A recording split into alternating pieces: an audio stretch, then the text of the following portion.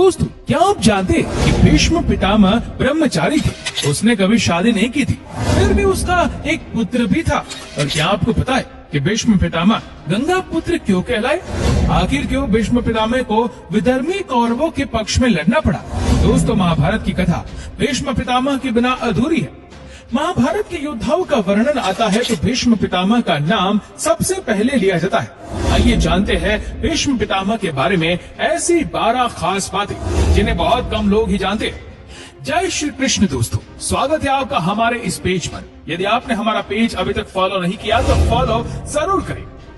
आइए जानते हैं भीष्म पितामह के पहले रहस्य के बारे में। दोस्तों, भीष्म के शरशैया पर लेटने की खबर फैलने पर कौरवों की सेना में हाहाकार मच जाता है। दोनों दलों के सैनिक और सेनापति युद्ध करना छोड़कर भीष्म के पास एकत्रित हो जाते हैं। दोनों दलों के राजाओं से भीष्म कहते हैं, राजा गणों, मेरा सिर नीचे लटक रहा है, मुझे उपयुक्त तकिया चाहिए। उनके एक आदेश पर तमाम राजा और योद्धा तरह तरह के तकिए ले आते हैं, किंतु भीष्म उनमें से एक को भी न लेकर मुस्कुराकर कहते हैं कि ये तकिया इस वीर शैया के काम में आने योग्य नहीं है। फिर वे अर्जुन की ओर देखकर कहते हैं, बेटा, तुम तो क्षत्रिय धर्म के विद्वान हो, क्या तुम मुझे उपयुक्त तकिया दे सकते हो? आज्ञा पाते ही अर्जुन ने आंखों में आंसू ले लिए और उनको अभिवादन करके भीष्म को बड़ी तेजी से ऐसे 3 बाण मारे जो उनके ललाट को छेदते हुए पृथ्वी में जा लगे। बस इस तरह सिर को सिराहाना मिल गया।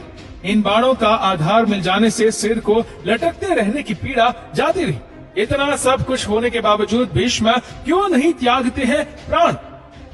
अब आइए दूसरे रहस्य को जानते हैं। दोस्तों, भीष्म सामान्य व्यक्ति नहीं थे, वे मनुष्य रूप में देवता वसु थे।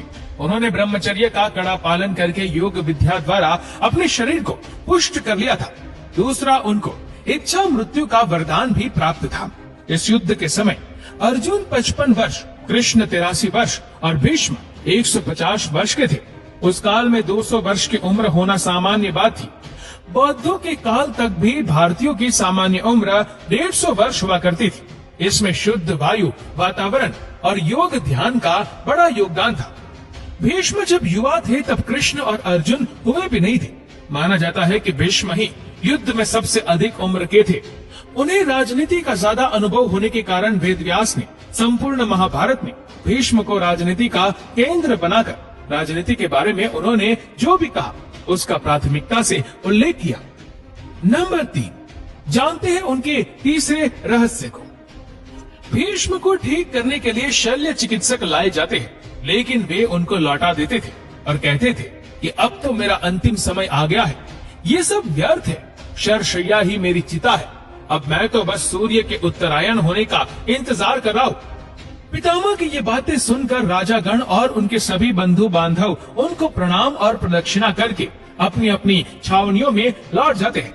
अगले दिन सुबह होने पर फिर से वे सभी भीष्म के पास लौटते हैं। सभी कन्याएं, स्त्रियां और उनके कुल के योद्धा पितामह के पास चुपचाप खड़े हो जाते हैं। पितामह ने पीने के लिए राजाओं से ठंडा पानी मांगा। सभी उनके लिए पानी ले आए, लेकिन उन्होंने अर्जुन की ओर देखा।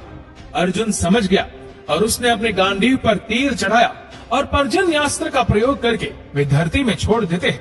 धरती से अमृत तुल्य सुगंधित बढ़िया जल की धारा निकलने लगती है। उस पानी को पीकर भीष्म तृप्त हो जाते हैं।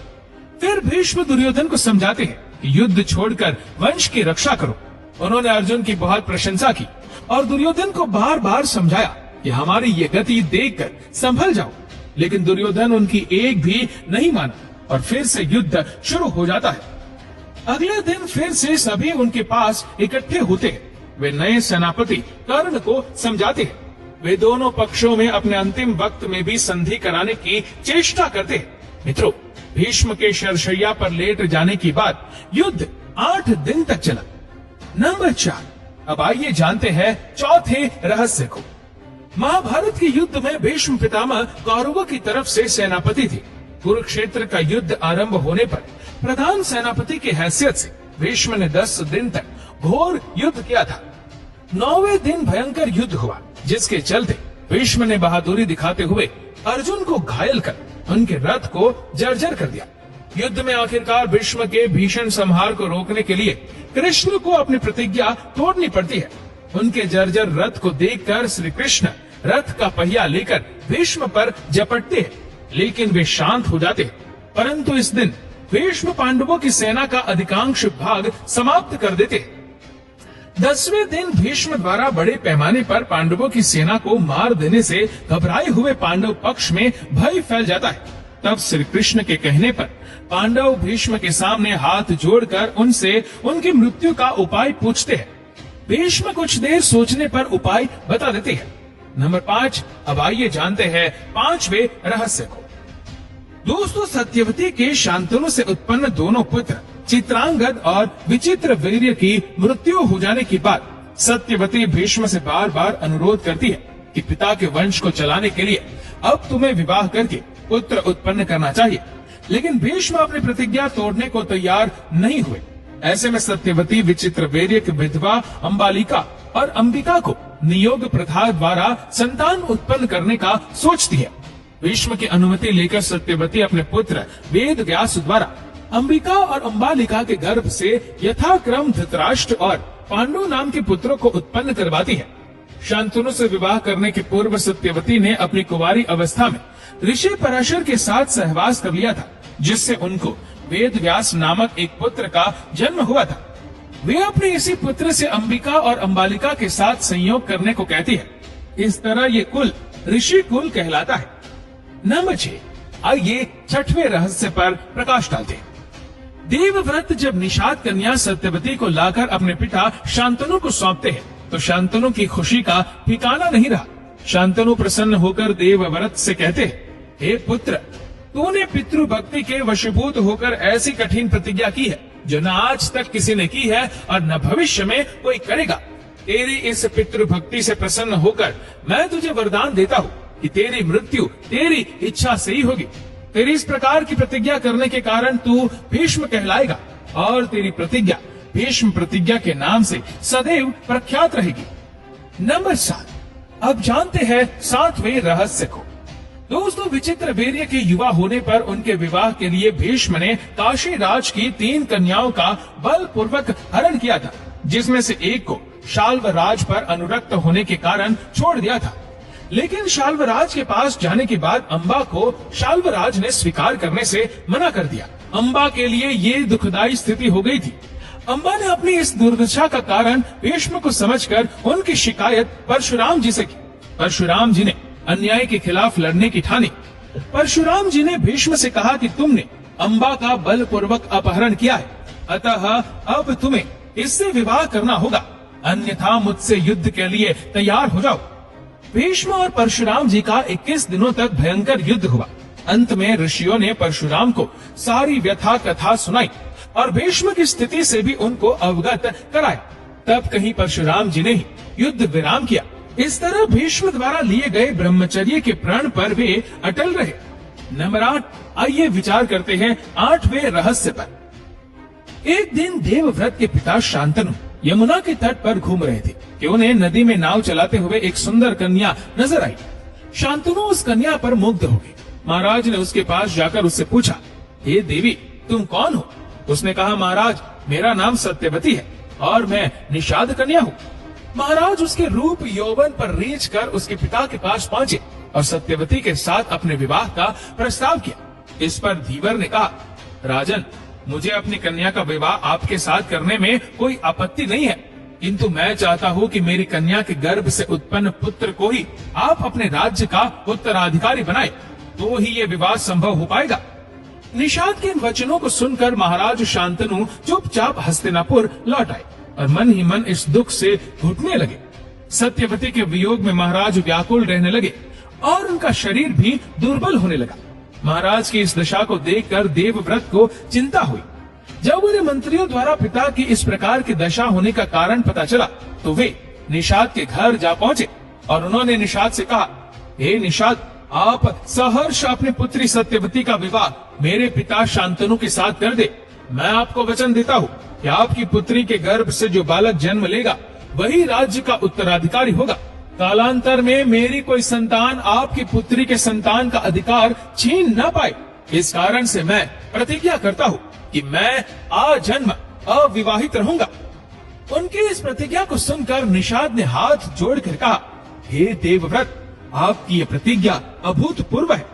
इतना कहकर निषाद ने तत्काल अपनी पुत्री सत्यवती को देवव्रत तथा उनके मंत्रियों के साथ हस्तिनापुर भेज दिया। दोस्तों, आप जानते हैं 9वें रहस्य को। सत्यवती के गर्भ से महाराज शांतनु को चित्रांगद और विचित्रवीर्य नाम के 2 पुत्र हुए। शांतनु की मृत्यु के बाद चित्रांगद राजा बनाए गए, किंतु गंधर्वों के साथ युद्ध में उनकी मृत्यु हो गई। तब विचित्रवीर्य बालक ही थे, फिर भी भीष्म विचित्रवीर्य को सिंहासन पर बैठाकर खुद राजकार्य देखने लगे। विचित्रवीर्य के युवा होने पर भीष्म ने बलपूर्वक काशी राज की 3 पुत्रियों का हरण कर लिया और वे उसका विवाह विचित्रवीर्य से करना चाहते थे, क्योंकि भीष्म चाहते थे कि किसी भी तरह अपने पिता शांतनु का कुल बढ़े। लेकिन बाद में बड़ी राजकुमारी अंबा को छोड़ दिया गया, क्योंकि वह शाल्वराज को चाहती थी। अन्य दोनों अंबालिका और अंबिका का विवाह विचित्रवीर्य के साथ कर दिया गया, लेकिन विचित्रवीर्य को दोनों से कोई संतानें नहीं हुई और वह भी चल बसा। एक बार फिर गद्दी खाली हो गई। सत्यवती शांतनु का वंश तो डूब गया और गंगा शांतनु के वंश ने ब्रह्मचर्य की प्रतिज्ञा ले ली थी। अब हस्तिनापुर की राजगद्दी फिर से खाली हो गई। नंबर 10, जानते हैं 10वें रहस्य के बारे में। दोस्तों, ये वह काल था जबकि देवी और देवता धरती पर विचरण किया करते थे। किसी खास मंत्र द्वारा उनका आह्वान करने पर वे प्रकट हो जाया करते थे। इन्हीं देवताओं के कुल में से माँ गंगा भी है। गंगा ने क्यों किया शांतनु से विवाह? पुत्र की कामना से शांतनु के पिता महाराजा प्रतीप गंगा के किनारे तपस्या कर रहे थे। उनके तप, रूप और सौंदर्य पर मोहित होकर गंगा उनकी दाहिनी जंघा पर आकर बैठ गई और कहने लगी, राजन, मैं आपसे विवाह करना चाहती हूँ। मैं जहनु ऋषि की पुत्री गंगा हूँ। इस पर राजा प्रतीप ने कहा, गंगे, तुम मेरी दाहिनी जंघा पर बैठी हो, जबकि पत्नी को तो वामांगी होना चाहिए।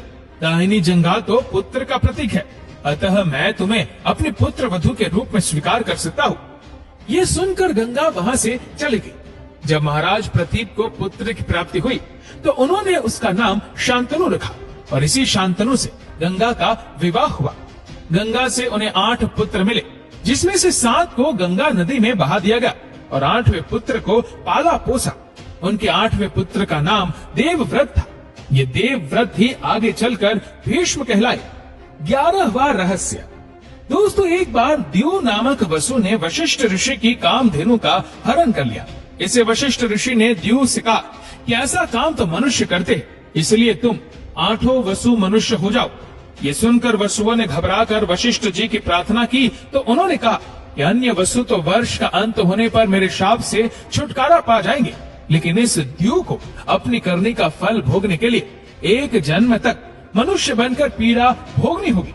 ये सुनकर वसुओं ने गंगा जी के पास जाकर उन्हें वशिष्ठ जी के शाप को विस्तार से बताया और ये प्रार्थना की कि आप मृत्यु लोक में अवतार लेकर हमें गर्भ में धारण करें और जो ही हम जन्म ले हमें पानी में डुबो दे। इस तरह हम जल्दी से सभी मुक्त हो जाएंगे। गंगा माता ने स्वीकार कर लिया और वे युक्ति पूर्वक शांतनु राजा की पत्नी बन गई और शांतनु से वचन भी ले लिया। शांतनु से गंगा के गर्भ में पहले जो 7 पुत्र पैदा हुए थे, उन्हें उत्पन्न होते गंगा जी ने पानी में डुबो दिया, जिससे 7 वसु तो मुक्त हो गए। लेकिन 8वें पुत्र को शांतनु ने गंगा को रोककर इसका कारण जानना चाहा। गंगा जी ने राजा की बात मानकर वसुओं को वशिष्ठ के शाप का सब हाल कह सुनाया। राजा ने उस 8वें पुत्र को डुबोने नहीं दिया और इस वचन भंगता के कारण गंगा 8वें पुत्र को सौंपकर अंतर ध्यान हो गई। यही बालक द्यू नामक वसु था जो भीष्म पितामह बन गया। अब आइए जानते हैं 12वां रहस्य के बारे में और इस वीडियो का अंतिम रहस्य। दोस्तों, भीष्म यद्यपि शरशैया पर पड़े हुए थे, फिर भी उन्होंने श्री कृष्ण के कहने से युद्ध के बाद युधिष्ठिर का शोक दूर करने के लिए राजधर्म, मोक्ष धर्म और अपर्द धर्म आदि का मूल्यवान उपदेश बड़े विस्तार के साथ दिया। इस उपदेश को सुनने से युधिष्ठिर के मन से ग्लानि और पश्चाताप दूर हो जाता है। बाद में सूर्य के उत्तरायण होने पर युधिष्ठिर आदि सगे संबंधी, पुरोहित और अन्यान्य लोग भीष्म के पास पहुँचते हैं उन सबसे पितामह ने कहा कि इस शरशैया पर मुझे 58 दिन हो गए। मेरे भाग्य से माघ महीने का शुक्ल पक्ष आ गया। अब मैं शरीर त्यागना चाहता हूँ। इसके पश्चाताप उन्होंने सब लोगों से प्रेम पूर्वक विदा मांगकर शरीर त्याग दिया। युधिष्ठिर तथा पांडवों ने पितामह के शव को चंदन की चिता पर रखा तथा दाह संस्कार किया।